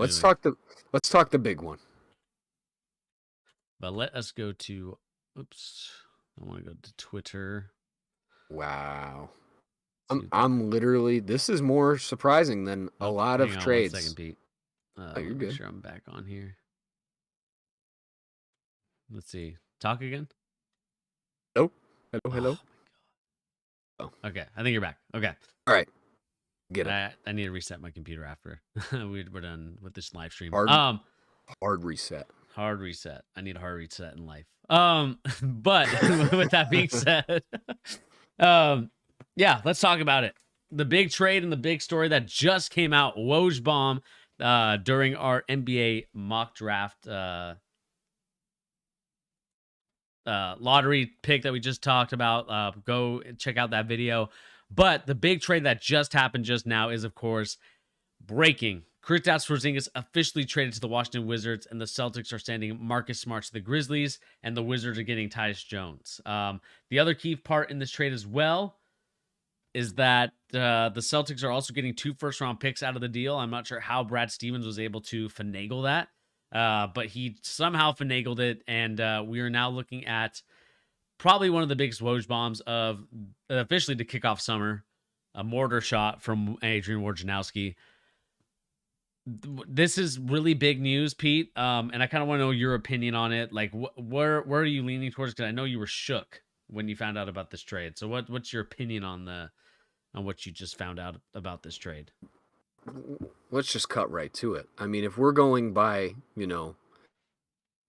video game rankings, this is like a triple S for the Celtics. This is the biggest win possible you could get. Unbelievable to turn Marcus Smart into Porzingis in 2 first-round picks. That's actually astounding to me. They're in a perfect position now to go upgrade their point guard spot, like significantly. CP3?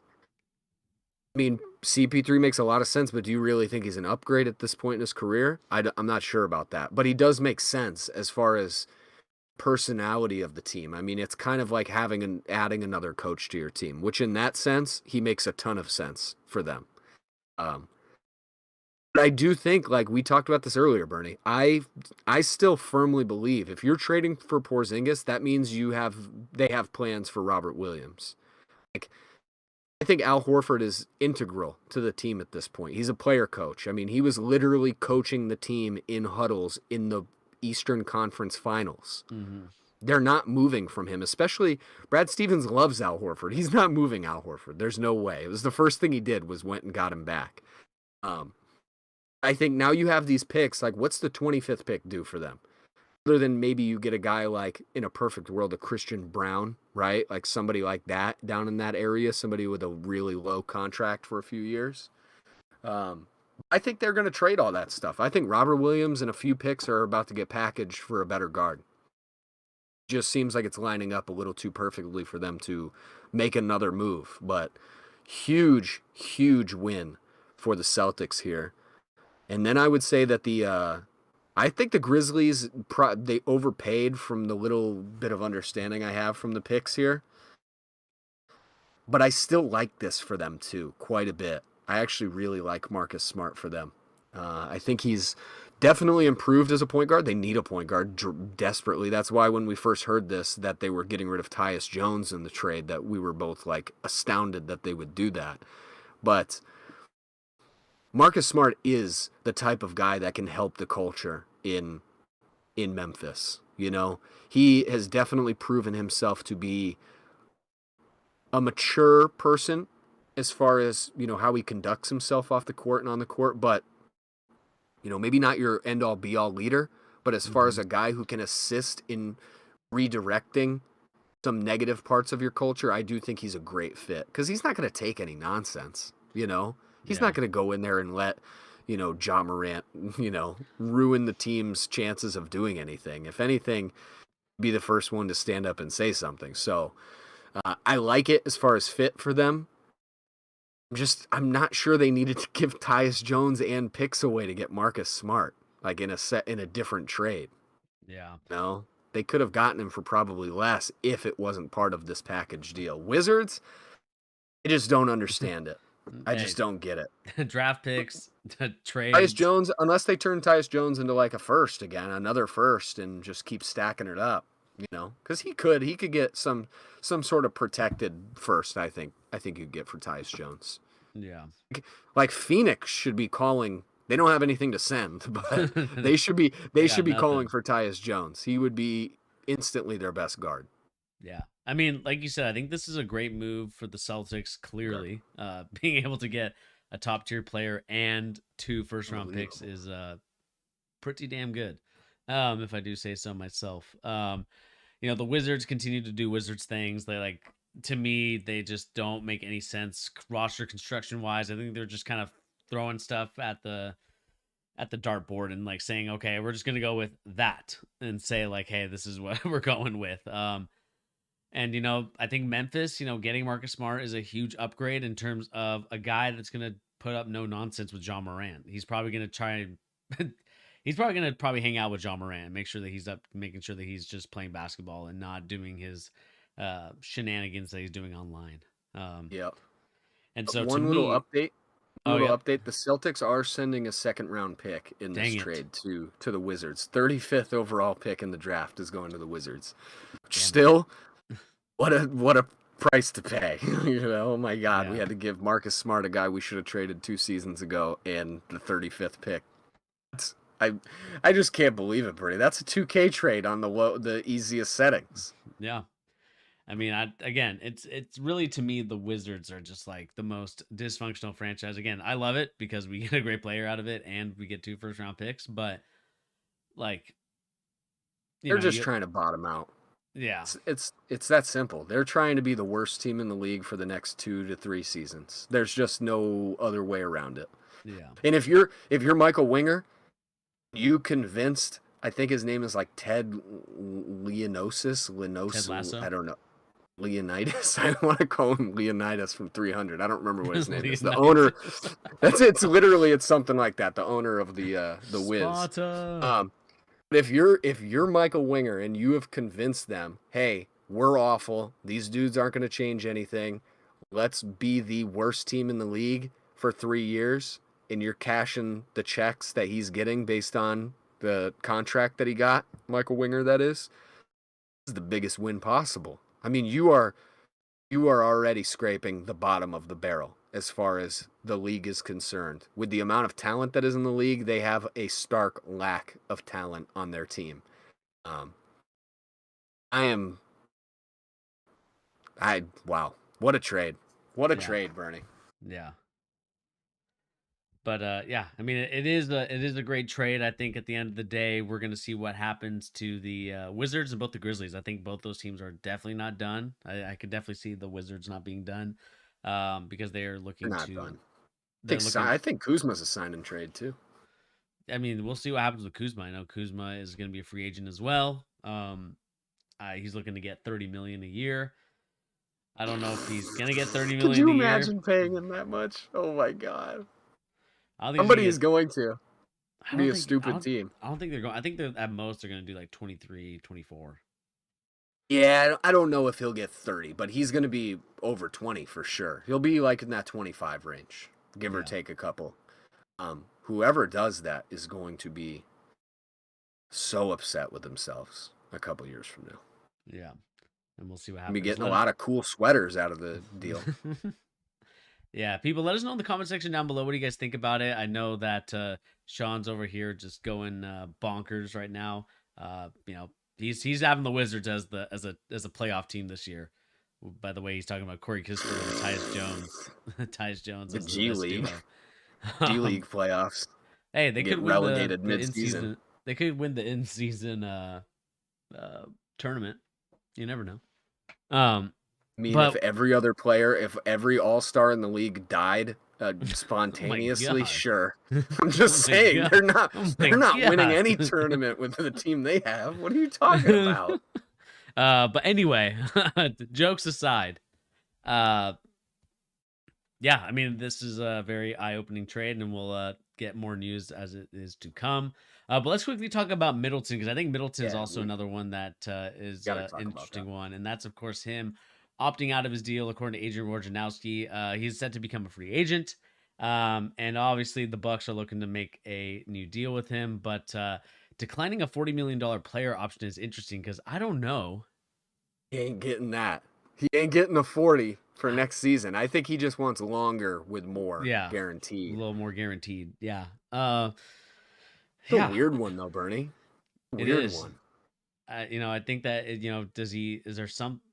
there someone telling him that he can get more money somewhere else? That's kind of the question that I have. I'm just Like, more thinking if it's like he's really just looking out for that long-term deal just for health reasons. You yeah, know, like I could cash in this huge 40 this year, or I could try and go get like a 4 for 120. yeah, Something like that. yeah. Definitely could see him kind of doing that. Like you said, I think it makes the most sense for him to try to get a bag before he, obviously he's going to retire in the next couple of years from the NBA, and so, um, it's going to be a very interesting scenario to kind of see.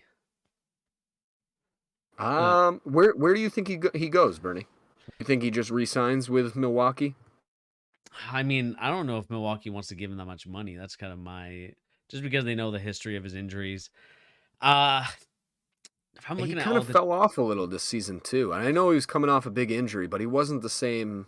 He well, wasn't the same defender that he was. I just need to see him a little healthier. I think that he just kind of dealt with a lot of injuries, and that's really what affected him the most. And so, we could potentially see him going to I hate to do this because everybody does this, Oh, especially in here LA. it comes.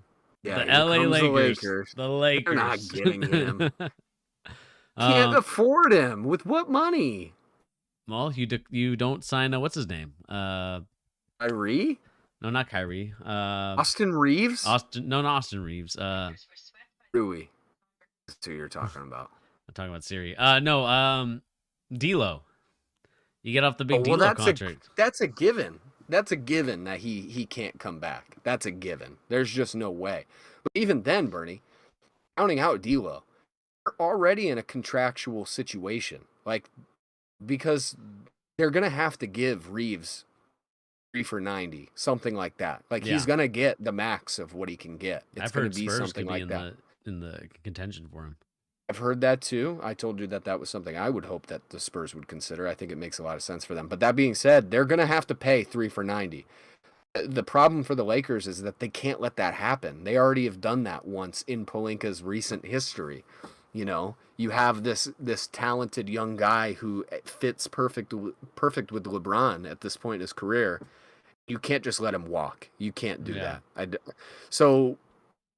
Dude, there's no way he goes to the Lakers. Middleton, they can't afford him. They just can't. It would be competing with the Suns to see who can say we're going to go farther and farther over this curtain. We're going as high over the curtain as we can get. Hang on, Pete. We just lost you. Oh. I really need to. Okay, I think you're back. Hello. Yeah, I'm back. You're back. I'm back. Yeah, what I was saying, I was just saying, I don't think there's any way Middleton goes to the Lakers. I don't think they can afford him whatsoever. He's in a weird spot. I honestly think he's going to go back to Milwaukee. I don't think anybody is going to come in with some over-the-top offer that would just completely eliminate the Bucks from contention. But yeah, who knows though? Because the Bucks have to make some signings. I think they need to re-sign Brook Lopez as well. I think he's expired. Yeah, I've heard some stuff about him as too. I mean, it is going to be a very, I think the the Bucks are also going to have to, I think this is probably another reason why the Celtics kind of made this move too, is just like they see an opening, especially because, their biggest competitor, I know they lost to the Miami Heat, but kind of one of their biggest rivals, the Bucks, has gotten weaker. Obviously with moves happening and things like that. So, they're looking to strike while the iron's hot. Yeah, I mean, they should build a statue of Brad Stevens outside the arena already, as far as I'm concerned. If I was a Celtics fan, I'd be praising this dude every day of my life. Yeah. I mean, he made a great trade, and I'm curious to see what they do with Jaylen Brown now. I mean, that's another one that's looming because, do you sign him or do you keep him? I think you probably keep him. I think they're going to go run it back with that roster. I still think the point guard position is crucial, though, and they need to find a point guard solution fast. It couldn't have opened the way to go get a better point guard any more than what they did, though. You can still, like, Derek White is still a really solid guy. And for major stretches of the playoffs in the season, he was their best guard. Same thing could be said about Brogdon, just the injuries like we keep talking about. Now they have all sorts of room to go do something. Because Brogdon, I mean, maybe the Clippers didn't want him. Maybe the Grizzlies didn't want him. There's a team out there that wants a guy like Brogdon. There definitely is a team.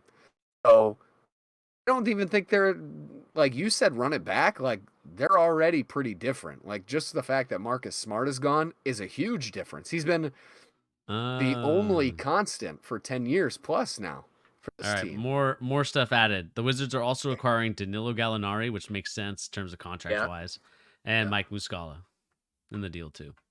Oh, yeah, come off it, dude. Brad Stevens, what a guy. Yeah, He's absolutely finessing the league everywhere he goes. learning from his Danny. Learning from Danny, first round picks. He sniffs those. He sniffs those first round picks and is absolutely. Dude, I'm honestly upset. Now the farther it goes, I'm more annoyed. The fact that he got Porzingis in 2 firsts for Marcus Smart. That's disgusting. Incompetence of some of these franchises to allow that to happen. It's nuts. As it is better than FIFA, Nicholas Russell. I agree with you. Yeah. We'll see, man. We're going to need to ruminate on this a little bit, Bernie. We're going to need to go into the thought chamber. We're going to have to get through the draft tomorrow night. Who knows how much our mind is going to be blown tomorrow night, too. I have strong... that picture of Russell Westbrook with the Wizards GM is... That's funny. This is going to be a crazy, crazy week of basketball news. I have a strong, strong suspicion there are going to be some teams in the East that just see what the Celtics did that are going to be terrified. Like, they just made all the right moves in one setting. One sitting, I guess I should say.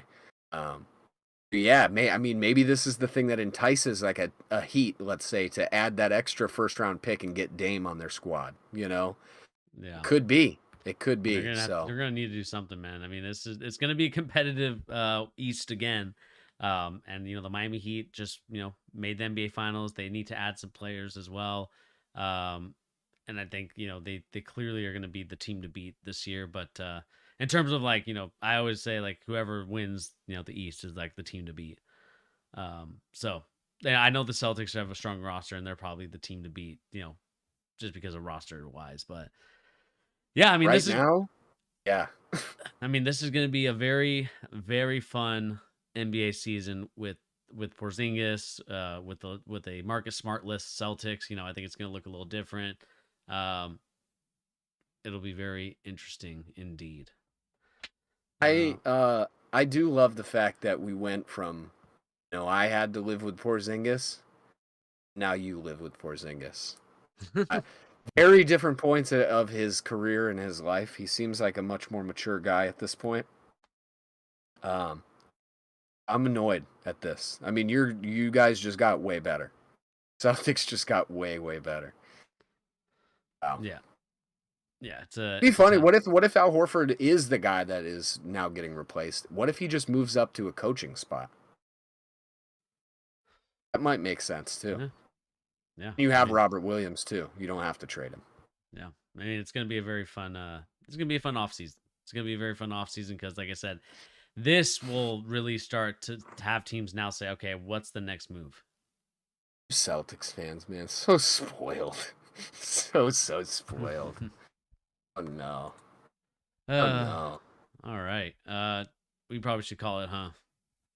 Definitely yes, I have to go for sure. All right. For sure, for sure. All But it right. was a worthwhile Yes, extension of our stream.